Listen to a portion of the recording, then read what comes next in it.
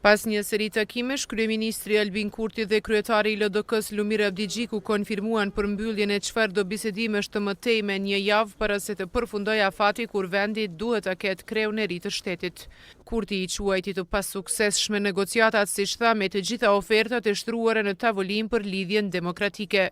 Kur u refuzua oferta jonë për bashkëqeverisje, pra që Lidhja Demokratike e Kosovës ta ketë zëvendës kryeministrin dhe 4 ministri, në shpjegimin që vetëvendosja nuk duhet të ketë të 3 pozitat e larta shtetërore, atëherë ne bëm një ofertë tjetër për Lidhjen Demokratike të Kosovës, e kjo është që pozita e kryetarit të kuvendit dhe e nën kryetarit të kuvendit të pësojnë një rokad, ashtu që ose nën kryetari i LDK-s ose dikush tjetër për cilën përcaktohet LDK-ja zë pozitën e kryetarit të kuvendit, ndërkaq që kryetaria aktuale e kuvendit dhe ushtruesja e detyrës së presidentit, zonja Albolina Agjiu, do të bëhej nën kryetari e kuvendit aty ku tash është pozita e Lidhjes Demokratike të Kosovës. Duke nënvizuar se zgjedhjet e jashtëzakonshme janë të panevojshme, kryeministri Kurti tha se tashmë i ka dërguar një mesazh liderit të Partisë Demokratike. Tash le ta shohim se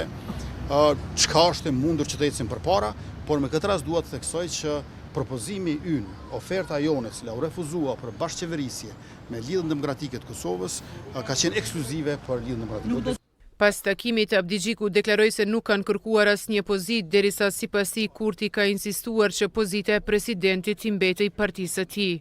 U përpoqëm James zgjidhje për presidentin e Kosovës. Unë nuk kam hapur diskutime tjera, s'kam hapur diskutime as për ekzekutiv, as për kryetar kuvendit, sepse çështja është për president. Në momentin që kishim trajtuar çështjen e presidentit, do të mund trajtonim edhe çështje tjera. Dhe nuk e kemi kërkuar asnjë pozicion për LDK-n, as më pak për mua.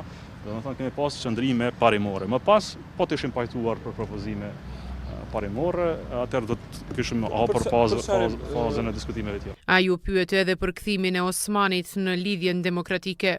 Parafrimi do të ishte një lajm i mirë edhe për Kosovën, edhe për LDK-n, dhe është qëllimi im. Do të punoj për këtë qëllim deri në ditën e fundit. Kurti në anën tjetër nguli këmbë se nuk dëshiron që partia e tij t'i udhëheqë 3 institucionet kryesore të vendit dhe përmendi deklarimin e konjuftës se do të tërhiqej nga kandidatura nëse do të propozohej një figurë konsensuale. Në pritje të një takimi me Hamzën e Partisë Demokratike, Kurti ripërsëriti se vendi po rrshet drejt zgjedhjeve të reja parlamentare, të cilat i quajti tërësisht të panevojshme.